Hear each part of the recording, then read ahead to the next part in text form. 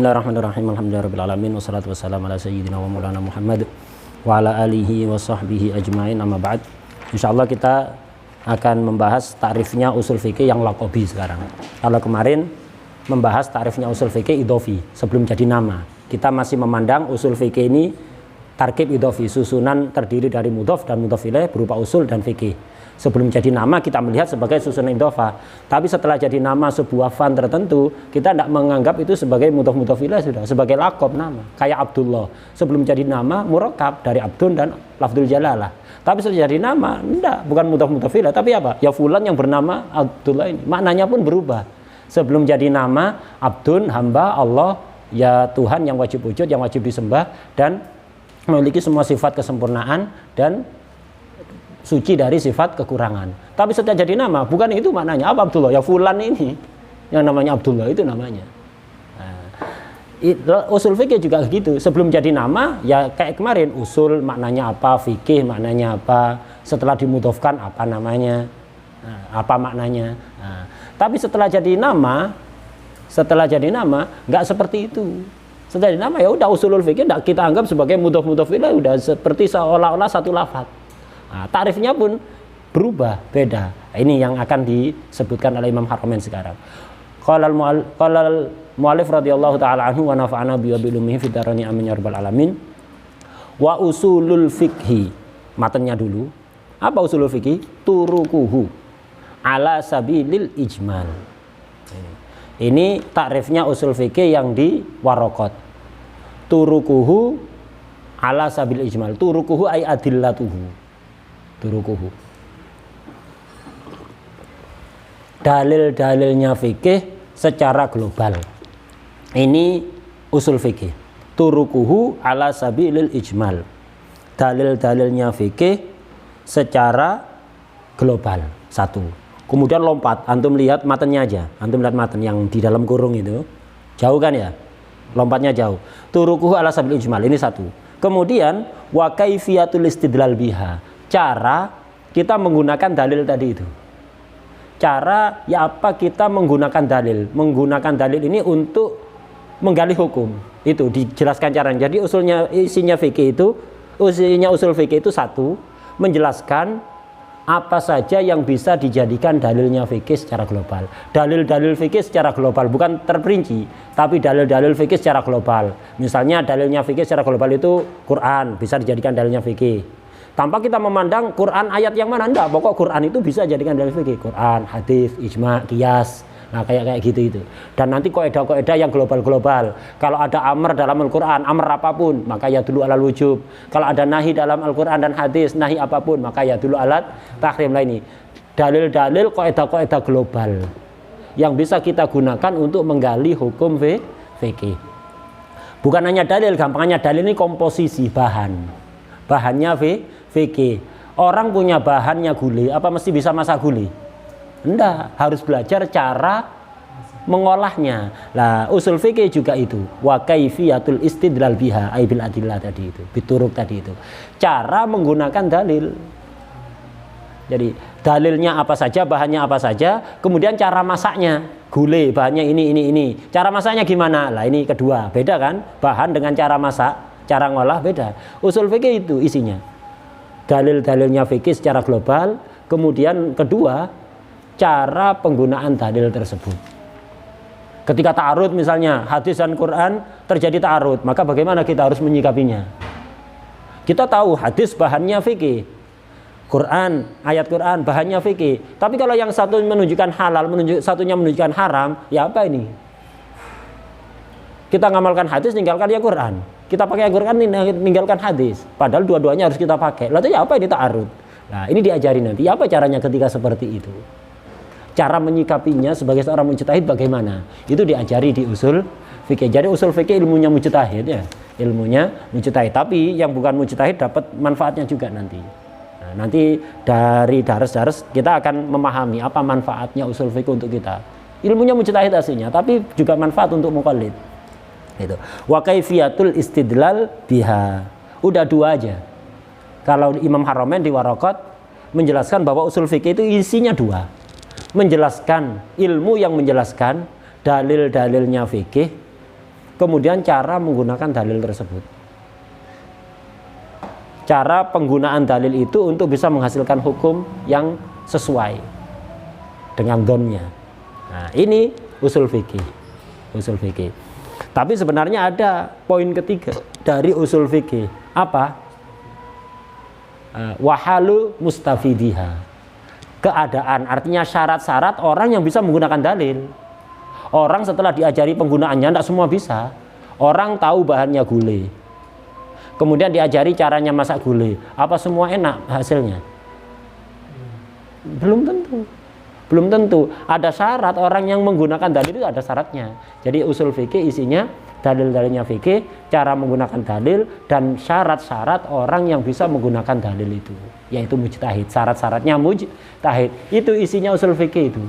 Jadi kalau ada di kitab usul fikih, pembahasannya keluar dari tiga ini, bukan usul fikih, walaupun disebutkan dalam kitab usul fikih. Dan banyak pembahasan-pembahasan di usul fikih dibahas di kitab-kitab usul fikih, tapi sebenarnya tidak termasuk usul fikih. Kenapa dimasukkan? Ya istitrad, karena ada pembahasan seputar itu akhirnya diperluas, yang mana sebenarnya perluasan ini tidak termasuk pembahasan usul fikih. Atau bukan istitrad, cuma diperlukan untuk memahami usul fikih, diperlukan. Makanya kayak sebagian kitab usul fikih seperti Takribul Wusul punyanya Ibnu Juzai misalnya, di awalnya bahas mantek. Kenapa? Karena mantek itu yang bisa membantu orang memahami usul fikih lebih dalam. Dibahas mantek dulu. Mantek bukan termasuk usul fikih, ilmu sendiri, tapi sangat erat sekali. Kita akan mudah memahami usul fikih kalau kita juga paham ilmu mantek. Nah, seperti itu. Nah, kita urut aja sekarang. Menurut Imam Haramain, wa usulul fikhi ayil ladzi wudi'a fihi hadil waraqat, yang mana kitab waraqat ini, lembaran-lembaran sedikit ini dikarang untuk bahas itu. Itu maksudnya ayil ladzi wudi'a fihi fi alladzi usul fikih tadi hadil waraqat. Waraqat ini memang dikarang untuk bahas usul fikih. Apa sih usul fikih? Yang mana kitab waraqat ini dikarang untuk bahas itu. Apa isinya usul fikih? Turukuhu ay turukul fikhi ala sabilil ijmal. Turuk ay adillah, jalannya fikih. Sebagaimana jalan bisa menyampaikan tujuan, tadi juga dalil apa? Al mursyid ilal matlub, yang menyampaikan pada tujuan. Makanya dikatakan turuk, maksudnya dalil. Dalil-dalilnya fikih ay turukul fikhi ala sabilil ijmal, secara global, bukan ala sabili tafsil. Karena kalau ala sabili tafsil bukan pembahasan usul, tapi pembahasan fikih sudah. Dalil secara tafsil itu masuk kategori pembahasan fikih. Yang masuk kategori pembahasan usul itu adalah dalil secara ijmal. Nah, adillah ijmaliyah, bukan adillah tafsiliyah. Nanti akan diterangkan biar lebih paham. Contohnya, kamu telakil amri wan nahyi, seperti amr yang mutlak. Dalam Al-Quran ada beberapa amr, aqimus shalah wa atuz zakah, iya kan? Amr. Kemudian hadis misalnya sumu liru'yati wa aftiru liru'yati, sallu kama ra'aitumuni usolli, dan banyak lagi perintah-perintah lainnya. Amr secara global, pokok semua amr, tidak memandang apakah amr sholat, amr zakat, ini maksudnya ijmal. Kita ambil globalnya. Semua amr yang ada dalam Quran, semua amr yang ada dalam hadis, ini ya dulu alamana, menunjukkan makna apa? Oh, menunjukkan makna wajib. Semua nahi yang ada di Quran dan hadis menunjukkan apa? Baik nahi zina, nahi anir riba, nahi dan yang lain-lain. Kita tidak melihat tafsilatnya itu, tidak melihat tafsil satu persatu, tapi apa? Globalnya. Semua nahi itu menunjukkan apa? Tahrim. Semua nahi menunjukkan tahrim. Ini usul fikih namanya. Ini maksudnya ala sabilil ijmal. Jadi jalan-jalannya fikih, dalil-dalilnya fikih, kaidah-kaidah yang bisa kita gunakan untuk menggali hukum fikih, kaidah-kaidah yang global seperti mutlaqul amri wan nahyi wa fi'lin nabi sallallahu alaihi wasallam, perbuatan nabi secara umum. Perbuatan nabi yang mana? Salat di dalam Ka'bah, atau melakukan jamak ketika safar, atau qasar ketika safar? Enggak, pokok semua fi'lunya nabi. Apapun yang dilakukan nabi ini menunjukkan apa? Yang dilakukan oleh nabi ini menunjukkan apa berarti? Nah, itu. Wal ijma'i Ijma. Ijma yang mana? Ndak usah bahas ijma yang mana, pokok ijma secara global. Ketika mujtahidin dari umat Nabi Muhammad SAW ini sepakat atas sebuah hukum, ini apakah bisa dijadikan dalil? Ndak usah nyari ayat sudah, ndak usah nyari hadis, pokok ada ijma kesepakatan ulama, udah itu cukup sebagai dalil, apa begitu. Qiyas, menyamakan hukum yang tidak diterangkan dengan dalam Al-Quran, tidak diterangkan dalam hadis, disamakan dengan masalah lain yang hukumnya ada dalam Quran dan hadis. Ini apakah boleh dijadikan dalil? Nah, ini wal istishab. Istishab nanti termasuk dalil adalah istishab. Nah, ini semuanya mutlaqil amri wan nahyi fi'lun nabi sallallahu alaihi wasallam, ijma, qiyas, istishab. Ini termasuk usul fikih kalau kita bahasnya begini. Mutlaqil amri min haitsul bahsu an awwaliha. Awwaliha tadi yang awal apa? Kan ada mutlaqul amr 1. Nah, mutlaqun nahyi 2, fi'lun nabi 3, ijma 4, qiyas 5, istishab 6. Ya, ada 6 perkara yang disebutkan musannif. Nah, ini pembahasan ini dikatakan usul fikih jika min haitsul bahsu an awwaliha bi annahu lil wujub. Kalau kita membahas yang awal, oh mutlaqul amr itu lil wujub, menunjukkan wajib. Ini usul fikih. Kenapa? Dengan begitu kita nanti akan bisa nggali hukum fikih. Pokok ada amr di dalam Quran, ada amr di dalam hadis, berarti menunjukkan wajib. Dari situ kita bisa memaham, oh aqimus shalah berarti salat wajib, wa atuz zakah, sumu li ru'yati wa aftiru li ru'yati, berarti itu wajib dari kaidah yang global tadi. Wasani ay min haitsul bahsu anisani annahu lil hurmah. Itu. Yang kedua, apa yang kedua? Nahi. Nah, jadi nahi mutlak itu menunjukkan hurma. Ini termasuk usul fikih. Wal baki sisanya fi'lun nabi sallallahu alaihi wasallam, ijma, qiyas, istishab bi annaha hujajun, bahwa 4 hal ini bisa dijadikan hujah. Fi'lun nabi, ketika nabi melakukan berarti boleh. Hujah bahwa perbuatan itu boleh dilakukan. Kenapa? Nabi maksum, tidak mungkin melakukan sesuatu yang maksiat. Itu. Ijma, hujah, ketika ulama sepakat atas sebuah hukum berarti hujah, bisa dijadikan dalil. Tidak usah nyari Quran hadis, tidak apa-apa, cukup dengan ijma itu. Qiyas, ketika ada hukum masalah tidak dibahas dalam Quran dan hadis secara sharih, maka bagaimana cara kita mengetahui hukumnya? Bisa menggunakan qiyas dengan aturan yang nanti akan diterangkan dalam bab qiyas. Istishab juga hujah. Istishab, contohnya istishab tadi jam 9 saya sudah wudhu.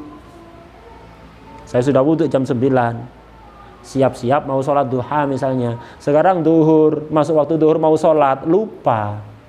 Masih punya wudhu apa sudah batal? Batal apa belum? Istishab berarti narik keadaan yang awal ke waktu yang kedua. Tadi jam 9 saya punya wudhu, sekarang bingung, berarti disamakan dengan jam 9 tadi. Berarti sekarang masih juga, sekarang jam 11:30 dianggap masih punya wudhu. Ini contoh istishab.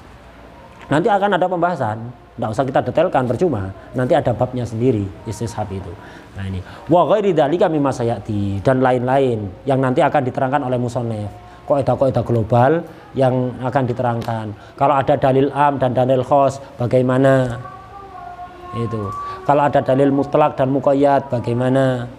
Nah, ini termasuk usul fikih. Termasuk usul fikih.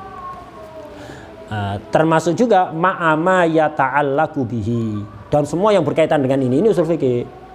Amr, mutlaqul amr itu. Lah nanti kan pembahasan amr tidak hanya membahas mutlaqul amr ya dulul wujub. Nanti amr itu apa? Amr itu apa? Kemudian kalau ada amr setelah adanya larangan menunjukkan apa? Kemudian apakah dalam amr harus ada ulu dan isti'la? Ya, itu nanti juga masuk pembahasan usul fikih karena berkaitan dengan pembahasan mutlaqul amr dan seterusnya. Qiyas, qiyas itu hujah. Ya otomatis kita bahas yang berkaitan dengan qiyas, tarifnya qiyas, rukunnya qiyas, syarat-syaratnya qiyas, cara mengetahui illat di dalam qiyas. Itu cacat-cacatnya illat. Nah, itu juga nanti akan dibahas. Itu termasuk semuanya usul fikih ma'ama yata'allaqu bihi. Nah, jadi yang dikatakan usul fikih turukul fikih ala sabilil ijmal. Bi khilafi turukihi ay turukil fikhi ala sabilit tafsil. Beda kalau dalil fikih secara tafsil. Ini bukan usul fikih. Contohnya nahwu aqimus shalah dirikanlah sholat, amr ini. Wala taqrabu zina, jangan mendekati zina, nahi, ya kan? Wa sholatuhu sallallahu alaihi wasallam fil Ka'bah, Nabi pernah sholat di dalam Ka'bah. Nah, berarti ini apa? Pekerjaan Nabi. Loh, siapa yang meriwayatkan? Kama akhrajahu Syaikhan, sebagaimana riwayat Imam Bukhari, Muslim. Wal ijma' ala anna li bintil ibni as-sudus ma as-sulbi haitsu la mu'assiba lahuma. Itu ijma' ulama yang mengatakan bahwa bintu ibn kalau bersamaan dengan bintu sulbi bintun itu akan dapat jatah 1/6. Haitsu la mu'assib lahuma. Kalau enggak ada yang mengasobahkan, kalau ada yang mengasobahkan ya asobah, ya, kalau ada yang mengasobah.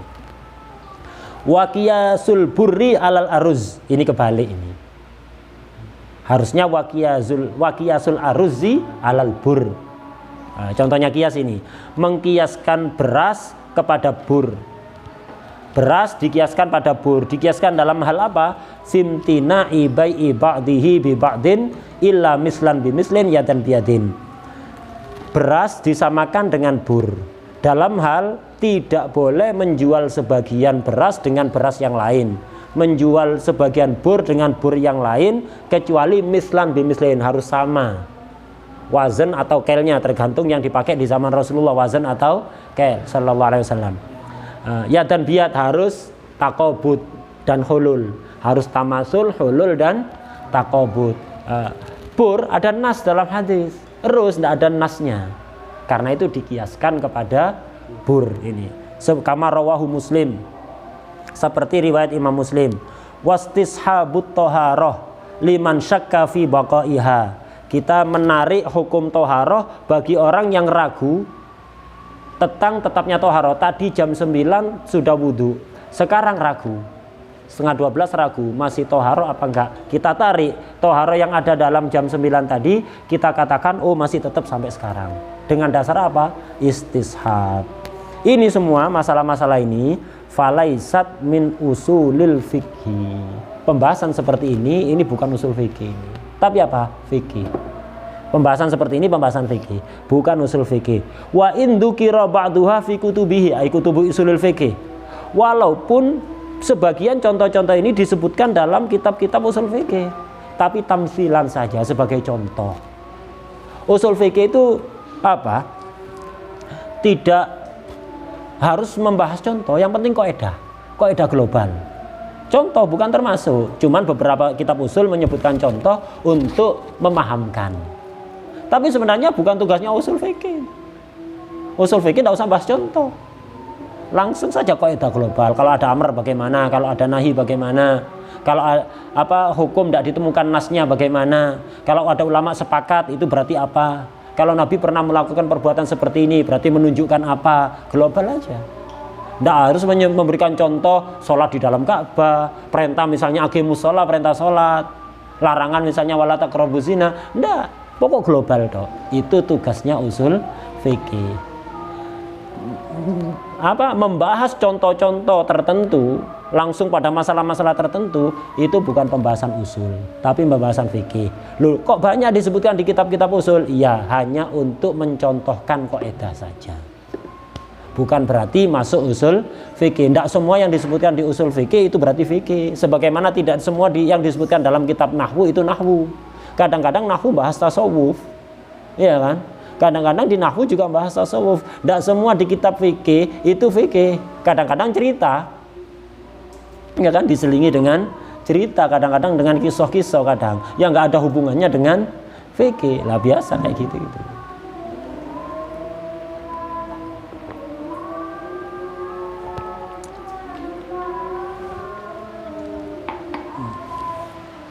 Cuma begini, sebenarnya dalil itu ijmali apa tafsili tergantung kita cara memandangnya bagaimana. Aqimus sholat.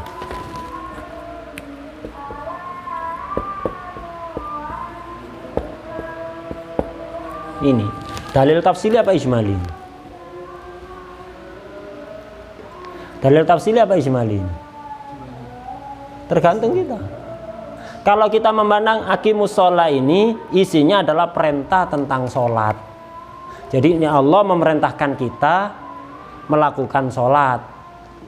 Berarti sholat itu wajib. langsung kita bahas sholat masalah tertentu, ini dalil tafsili. Kalau bahas masalah tertentu, tidak pokok kaidah, langsung ke fokusnya kita ke sholatnya. Ini adalah perintah sholat. Berarti karena sholat diperintahkan wajib berarti. Ini dalil tafsili kalau kita begitu. Langsung kita hubungkan kepada masalah tertentu. Tapi kalau aqimus sholat kita memandangnya hanya sebagai perintah. Aqimus sholat ini perintah. Dan semua perintah Allah itu menunjukkan wajib. Tidak kita hubungkan pada sholat. Kita memandangnya hanya sebagai perintah Allah, yang mana perintah Allah itu wajib. Tidak ada urusan apa isinya sholat, aqimus sholat atau aqimu yang lain. Kita tidak menghubungkan dengan sholat, tapi kita ambil globalnya. Maka itu namanya dalil ijmali. Jadi dalil tafsili dan dalil ijmali itu contohnya bisa sama, cuman bagaimana kita memandangnya gitu aja. Wala taqrabuz zina. Itu tafsili apa ijmali? Tergantung. Kalau antum memandang, oh wala taqrabuz zina ini larangan untuk mendekati perbuatan zina. Karena dilarang berarti apapun perbuatan yang bisa mendekatkan kepada zina, apalagi zinanya, mendekatkan saja kepada zina, itu hukumnya haram. Itu hukumnya haram. Termasuk buka aurat, ya kan? Atau pajang foto perempuan ajnabiyah ada di medsos kita, gitu. Nah, ini perbuatan-perbuatan yang bisa mancing orang untuk berpikir aneh-aneh, dan itu pikiran aneh-aneh itu yang bisa mendekatkan kepada zina, maka hukumnya haram. Langsung kita hubungkan kepada zina. Berarti ini dalil apa? Ijmali apa tafsili? Kalau langsung dihubungkan pada masalah tertentu, tafsili. Tapi kalau wala taqrabuz zina ini kita memandangnya ini larangan. Larangan apa? Pokok larangan dari Allah, dan larangan dari Allah menunjukkan haram. Ini namanya ijmali. Jadi apa? Usul fikih dan fikih itu beda dalam sudut pandang itu aja. Ya, beda dalam sudut pandang. Kalau fuqaha itu bergelut dengan dalil tafsili, kalau usuliyin bergelut dengan dalil ijmali. Wadah ya? Jadi termasuk semuanya tadi ini. Nabi sholat di dalam Ka'bah. Karena Nabi sholat di dalam Ka'bah berarti menunjukkan sholat di dalam Ka'bah itu sah. Sholat kan harus menghadap kiblat. Kalau sholatnya di dalam Ka'bah, yang mana kiblatnya? Semua terserah ya. Nah, jadi Nabi sholat di dalam Ka'bah berarti menunjukkan sholat di dalam Ka'bah itu sah. Langsung kita hubungkan begitu. Ya maka berarti ini dalil tafsili. Tapi kalau kita membahas Nabi pernah sholat, melakukan perbuatan sholat di dalam Ka'bah, udah. Dan semua pekerjaan Nabi, kita ambil globalnya. Semua pekerjaan Nabi itu berarti menunjukkan bolehnya perbuatan itu. Tanpa kita bahas apakah itu sholat di dalam Ka'bah, ataukah melakukan apa misalnya, haji dengan naik hewan tunggangan, atau yang lain. Pokok intinya itu semuanya berarti kalau pernah dilakukan oleh Nabi, berarti boleh. Apapun perbuatannya. Nah, ini namanya dalil ijmali, dan bisa terus terusnya ke bawah semuanya begitu. Wadah ya. Nah. Ini yang pertama. Usul fikih itu isinya turukul fikhi ala sabilil ijmal. Itu ala sabilil ijmal. Kedua isinya usul fikih wa kaifiyatul istidlali biha. Biha kemana? Ai bi turukil fikhi. Cara penggunaan dalil. Cara mencari dalil menggunakan turuk tadi itu. Cara mencari dalil. Cara mencari dalil menggunakan turukul fikhi. Bagaimana caranya kita mencari dalil hukum ini? Caranya menggunakan dalil-dalil tadi. Itu diajari.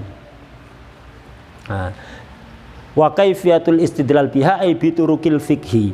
Kemudian ada kalimat min haitsu tafsiluha. Ini kalau dipermudah begini. Wa kaifiyatul istidlal biha ay bi turukil fikhi at-tafsiliyah atau ala sabilit tafsil. Ala sabilit tafsil.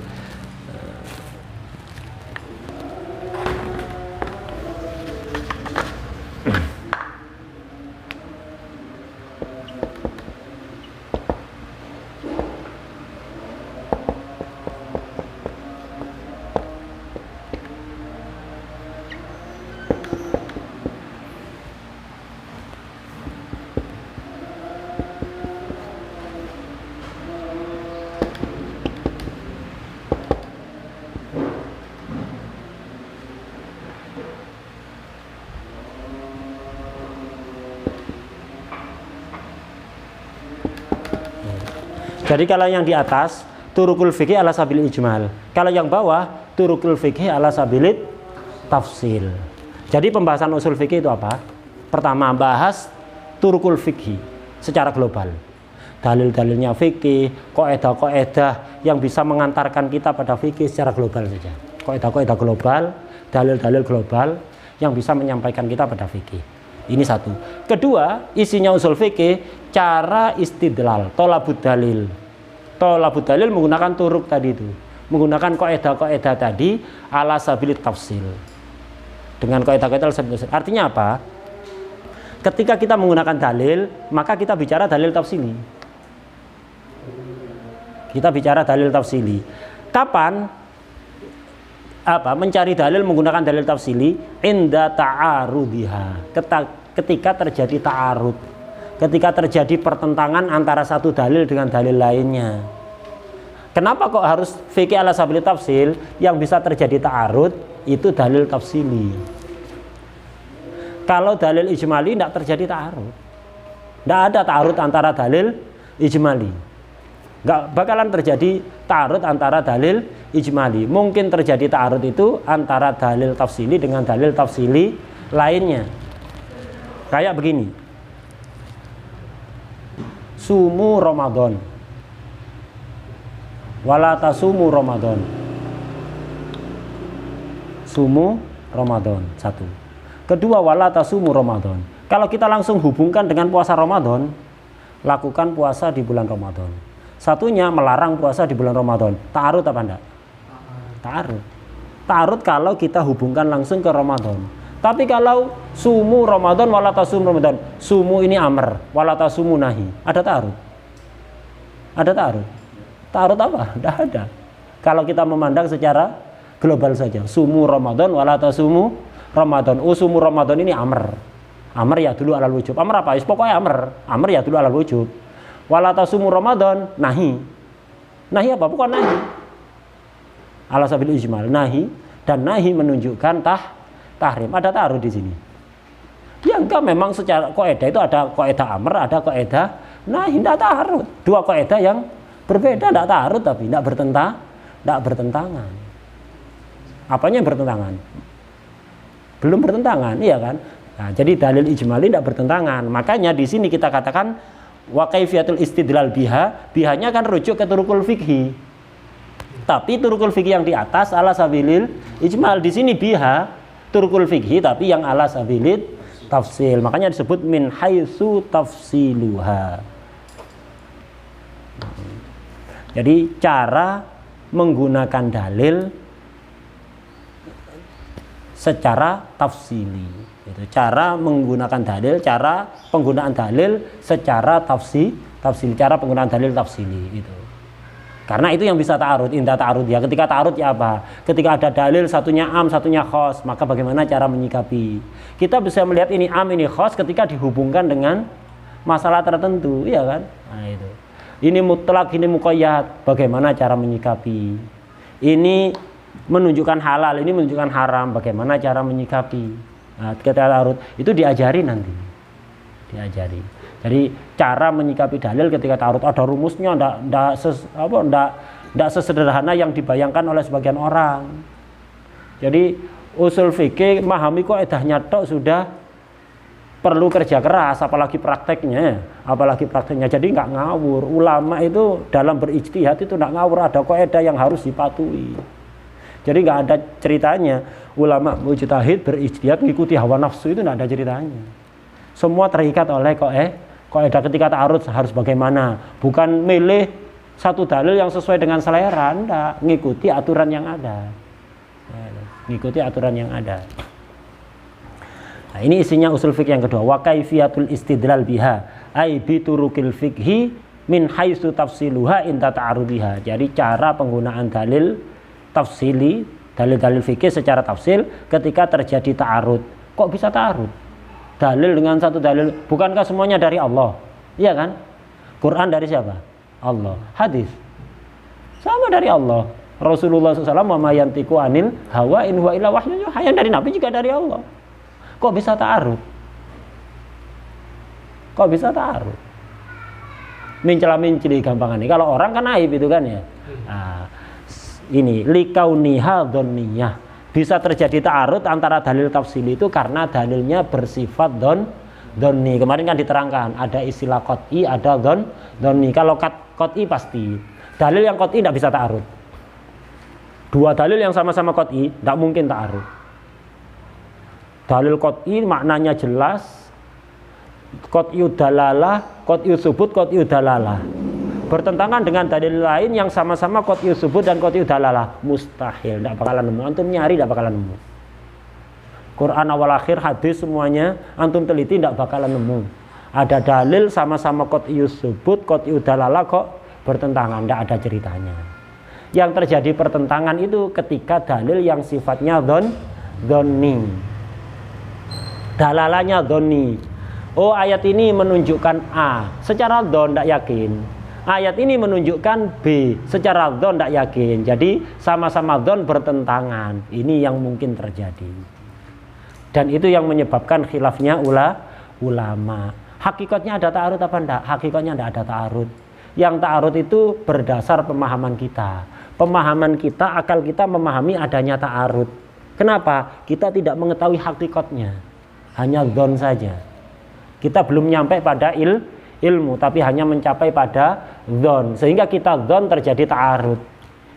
Hakikatnya ada ta'arud apa enggak? Enggak ada. Kenapa? Semuanya dari Allah. Itu yang maha segalanya, maha sempurna. Tidak mungkin kalamnya Allah satu sama lain saling bertentangan. Ta'arud kalau manusia mungkin. Habis ngomong halal, ngomong haram mungkin manusia. Itu karena pengaruh politik, pengaruh fulus, pengaruh yang lain. Tapi kalau Allah tidak ada kayak gitu. Loh kok banyak dalil, misalnya Imam Syafi'i mengatakan ini haram, dalilnya ini. Imam Malik mengatakan ini halal, dalilnya ini. Semua kan pakai dalil itu. Berarti kan ta'arud kan, ada dalil yang menunjukkan halal dan menunjukkan haram. Dalilnya satu, yang benar satu itu, ima yang halal, ima yang haram. Cuma kemampuan manusia terbatas. Kemampuan manusia terbatas sehingga tidak mengetahui mana yang betul-betul benar yang dikehendaki oleh Allah, tidak mampu. Dan dalam urusan fikih memang tidak diperintahkan untuk yakin, cukup dzon saja. Beda kalau dalam akidah kita diperintahkan yakin. Kalau dalam fikih cukup dzon. Dan memang sengaja Allah menjadikan dalil dua itu seperti itu.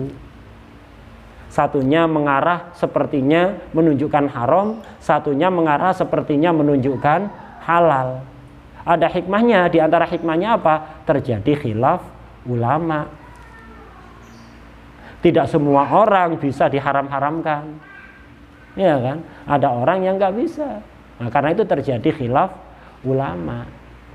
Orang yang memang punya semangat tinggi, imannya yang kuat bisa diketati. Tapi kalau orang yang tidak seperti itu diketati malah keluar dari Islam, waliyadzubillah. Nah, karena itu akhirnya terjadi khilaf ulama. Khilaf ulama itu adalah sesuatu yang dikehendaki oleh Allah. Dengan Allah bisa saja menjadikan semua dalil itu sharih semuanya, qot'i semuanya bisa.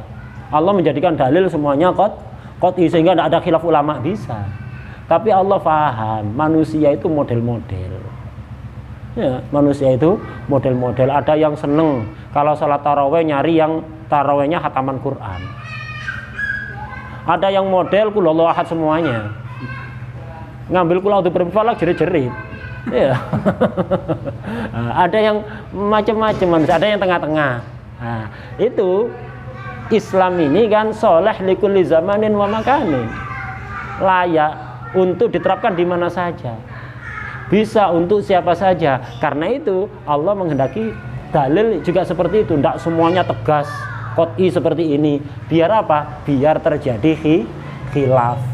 Yang merasa imannya kuat, semangat tinggi, silahkan ikut kaul yang ketat-ketat. Yang masih merasa lemah, tidak mampu melakukan itu, silahkan ikuti kaul yang agak ringan. Nah, seperti itu. Wah deh.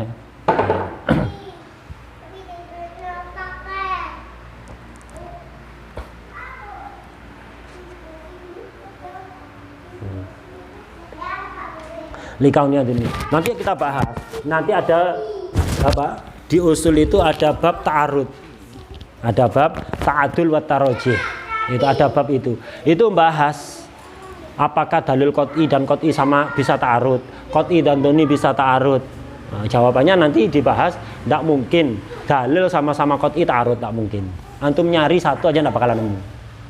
Itu menunjukkan bahwa Quran betul-betul wahyu dari Allah. Hadis-hadis Rasulullah betul-betul wahyu dari Allah. Tidak ada qot'i dan qot'i bertentangan, tidak ada. Qot'i dan doni bertentangan, tidak mungkin yang doni kalah. Kalau doni bertentangan dengan qot'i, yang doni kita tinggalkan. Yang mungkin terjadi ta'arud doni dengan doni. Itu. Jadi yang bisa terjadi ta'arud dalil doni dengan doni. Lah ini penyebab khilafnya ulama di sini. Dan memang itu dikehendaki oleh Allah li hikmah. Khalaqal khalqa li hikmah wa tawa 'alaiha ilmah. Yang benar dari ijtihad itu satu. Khilaf nanti di bab ijtihad akan diterangkan. Benar semuanya apa benar satu? Yang muktamad benar satu. Yang lain salah. Cuman salahnya tidak dosa karena sudah berdasar ijtihad dari orang yang memang sudah waktunya untuk ijtihad. Mujtahid itu kalau memang sudah makomnya mujtahid, ijtihad hatta salah tidak dosa, malah dapat pahala. Satu, yang benar dapat pahala. Dua.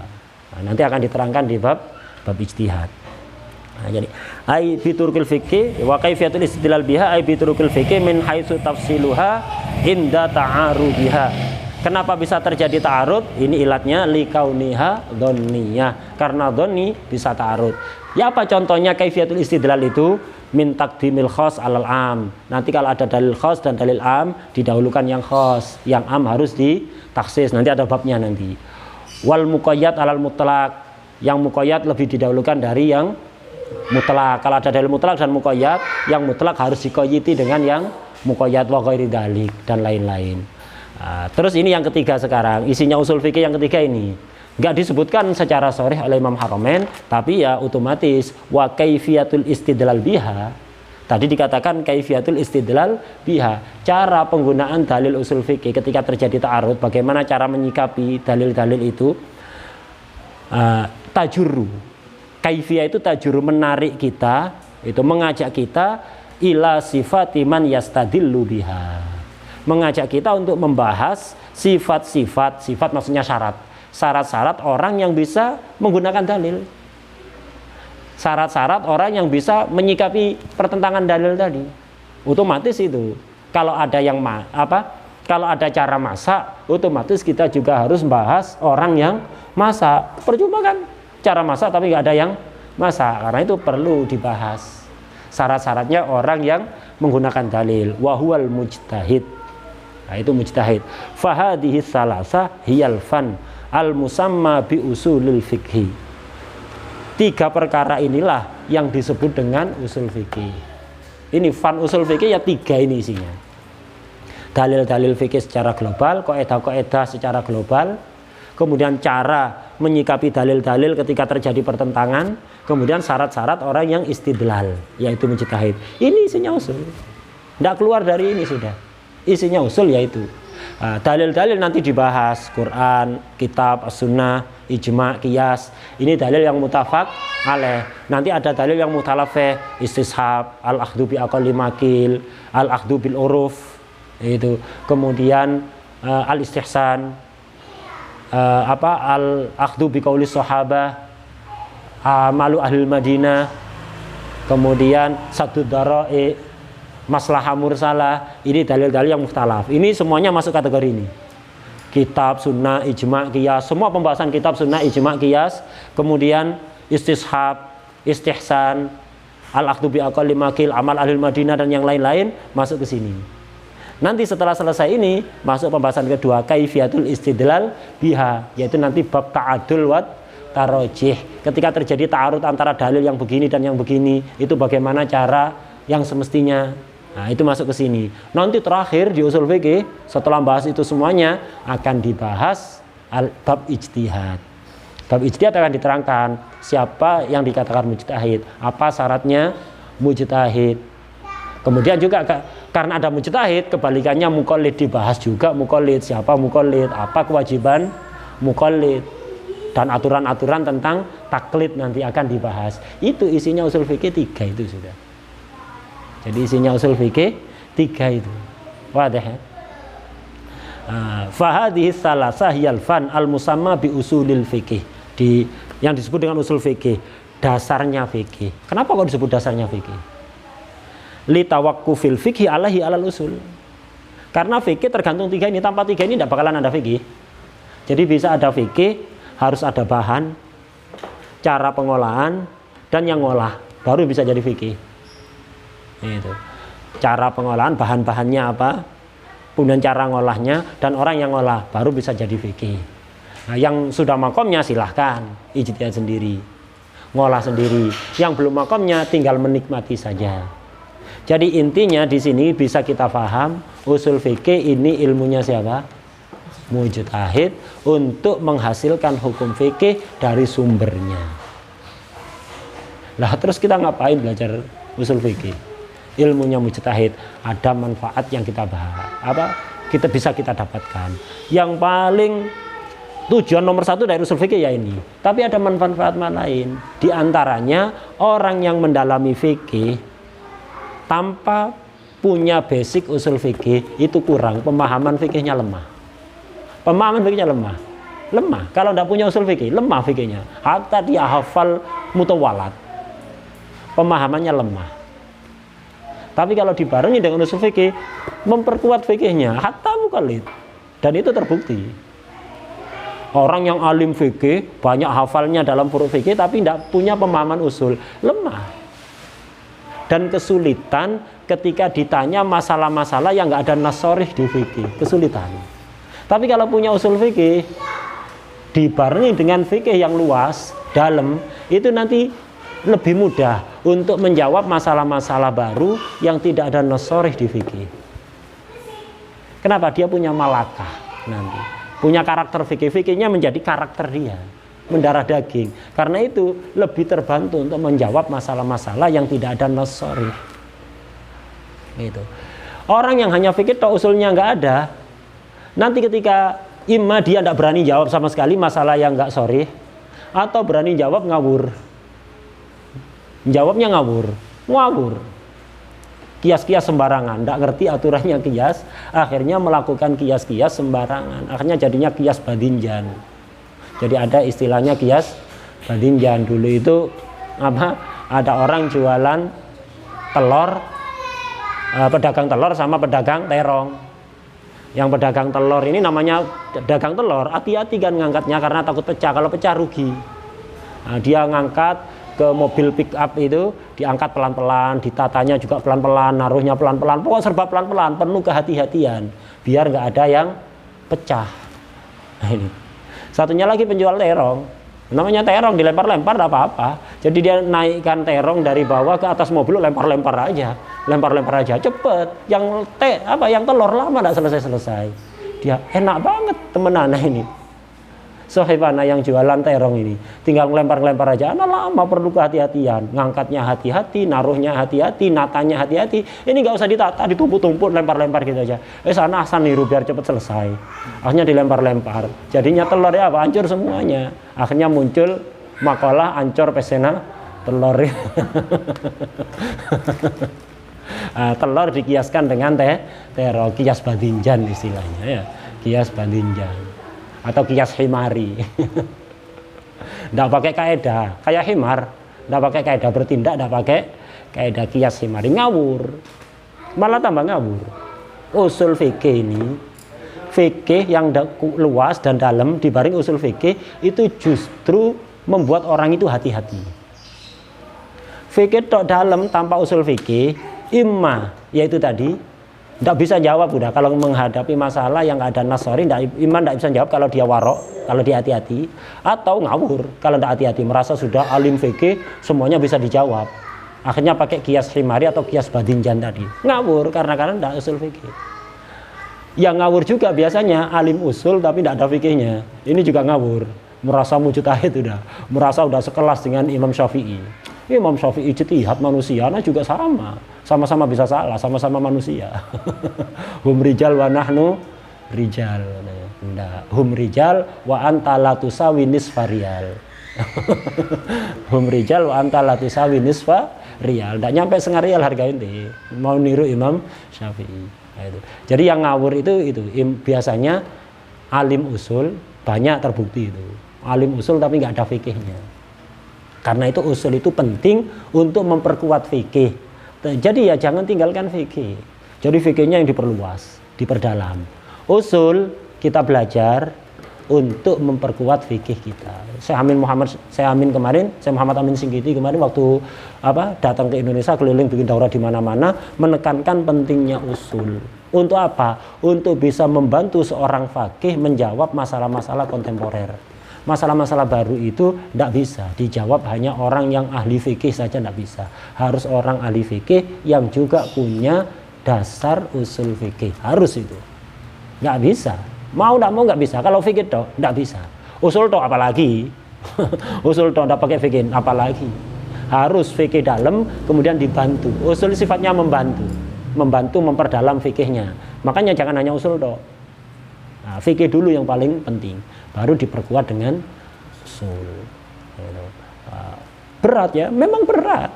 Biar kita sadar bahwa nggak gampang jadi mujtahid itu, nggak ngawur-ngawuran.